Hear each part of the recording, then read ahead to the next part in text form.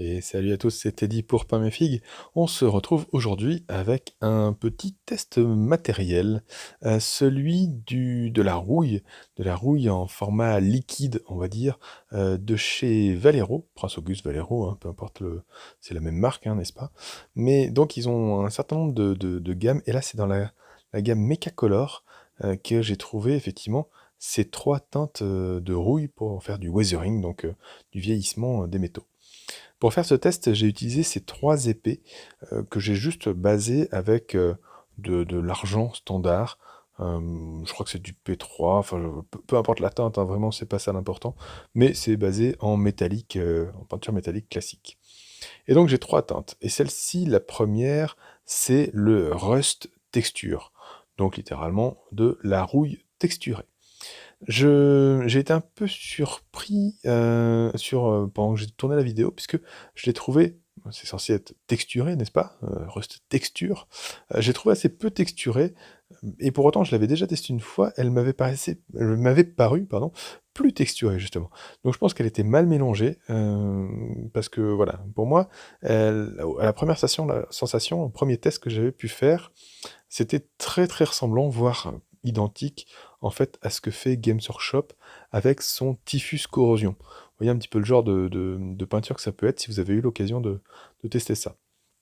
J'ai pas eu de démarche particulière, j'ai fait sur les trois épées, non pas pour... enfin, je l'ai utilisé un peu différemment, on va dire que j'ai testé en faisant quelque chose de très chargé, un peu moins chargé, voir un peu comment la peinture réagissait plus qu'autre chose, hein. L'idée, c'est pas de vous faire un tuto pour faire de la rouille, c'est juste pour vous parler de comment fonctionne celle-ci, ce produit-là, plus que vraiment un tuto pour faire de la rouille. Donc voilà, clairement c'est quelque chose de liquide, et c'est quelque chose qui m'avait attiré quand je les avais vus, c'est chez Green Stelford, je crois qu'ils avaient sorti ça, du pigment liquide, enfin un effet rouille liquide. Je me dis mais ça c'est génial, j'ai beaucoup de mal à utiliser le pigment pur du coup, et là je me dis bah en liquide ça peut être intéressant. Ça peut être intéressant parce que du coup, pour venir vraiment dans les creux et du coup simuler effectivement cet effet rouille autour d'une vis, autour d'un relief particulier, parce que des fois ça peut s'insérer justement dans les creux. Avec le pigment pur, ça me paraît parfois plus difficile, ou en tout cas avec un brossage à sec, ça me paraît plus compliqué. Donc là, j'ai testé comme ça, et ça me paraissait être une bonne idée d'en avoir une version un peu liquide. Alors clairement, ça fait pas le même taf. Je pense que c'est pas pour même genre d'utilisation. J'ai l'impression que ça marche un petit peu, on va dire, comme de la contraste. C'est vraiment quelque chose d'assez liquide. On va dire le rust texture, ça va vraiment fonctionner comme du typhus corrosion. Ça va texturer vraiment un, un aspect vraiment très, oui, corrosif, en fait. Mais l'aspect rouille, c'est vraiment plus donc c'est une wash, et il y en a deux différents, là, il y a le dark wash et le light wash. Ce que vous voyez là, c'est le dark, hein. J'ai commencé par le plus foncé, et ensuite j'ai fait le plus clair. Mais vraiment, ça marche comme une wash, donc vraiment comme un lavis ou un contraste. On va dire que c'est un lavis un peu plus pigmenté, je dirais, puisque ça vient quand même pas mal marqué dans les creux, même sur quelque chose qui peut être déjà un peu foncé. Donc voilà, donc plutôt intéressant dans l'idée, que ça vienne marquer comme ça, mais ça va pas forcément autant marquer, je trouve, on va dire juste, ouais, que de la pose d'un brossage à sec, par exemple. Ça pourrait, je dirais, nécessiter ça vient teinter le métal, donc ça c'est intéressant, mais ça pourrait nécessiter quelque chose d'encore plus marqué par-dessus, je dirais. Le produit, il est intéressant, je pense, pour gagner en rapidité, avoir un rendu facile, rapide, pourquoi pas. Surtout si vous aimez la texture, c'est surtout ça. Si vous aimez cette façon de l'utiliser. Moi, j'ai beaucoup de mal avec, je vous disais, les pigments purs. Je me dis que là, il y a moyen d'avoir un truc liquide, ce qui me correspond mieux en termes d'utilisation, simplement. Donc pour ça, j'ai trouvé un produit qui me correspond, on va dire, que je pense réutiliser très clairement. Surtout que j'ai acheté les trois. Clairement, si j'avais pas acheté les trois, j'aurais peut-être fait autrement, j'aurais peut-être fait d'autres choses, mais là pour le coup, je les ai, donc voilà, je pense que c'est quelque chose dont je vais me resservir. Là, on voit le Light Rust, hein, du coup, celui qui est le plus clair, et ça fait vraiment beaucoup plus jaunâtre. Donc il y a quand même une différence de teinte.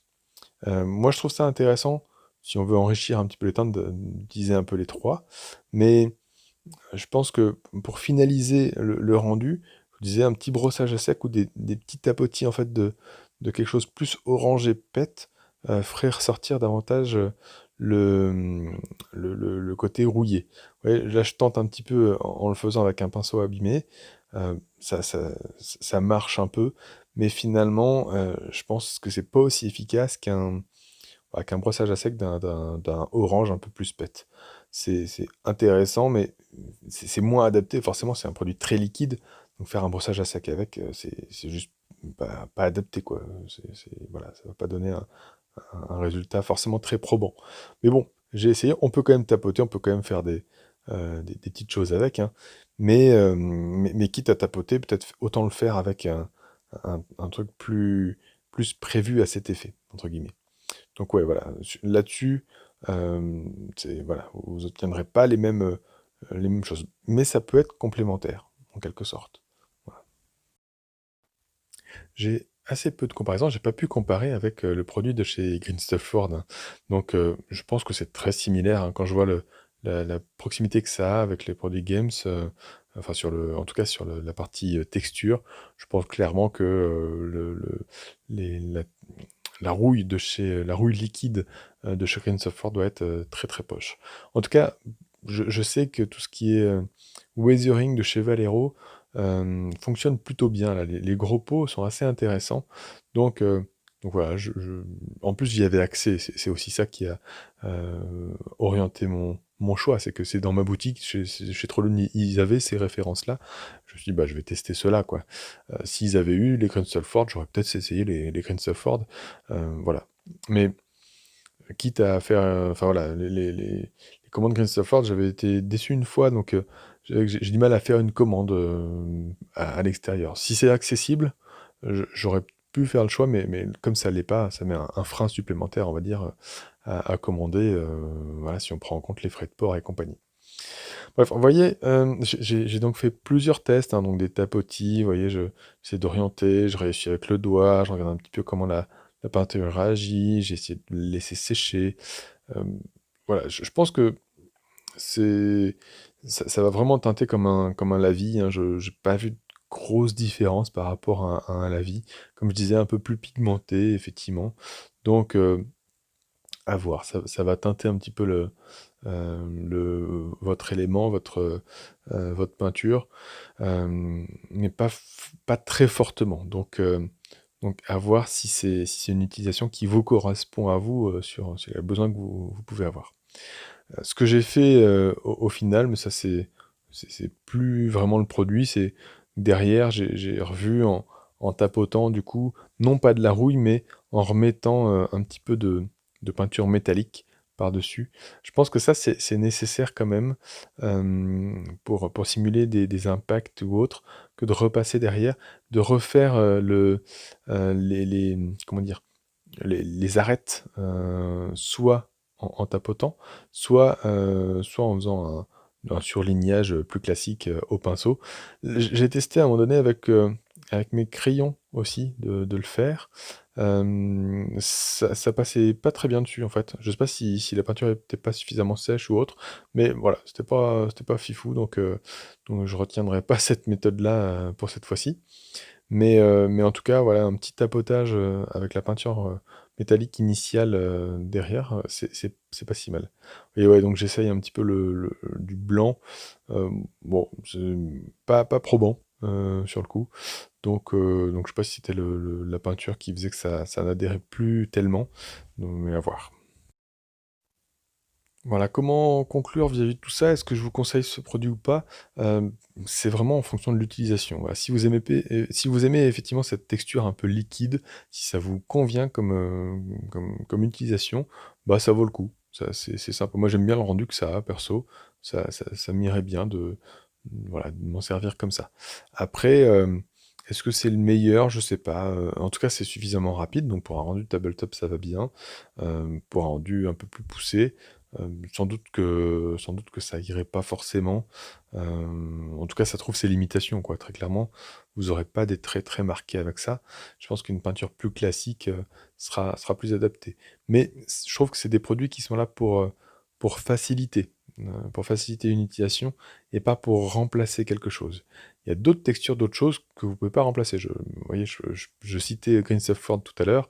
Le dernier une des dernières choses qu'ils ont faites là, qui fait un effet, glace, quelque chose qui cristallise, ça vous l'obtiendrez pas avec une peinture classique. Ou une peinture qui craquelle, c'est pareil, c'est pas un truc qu'on peut obtenir de façon très classique.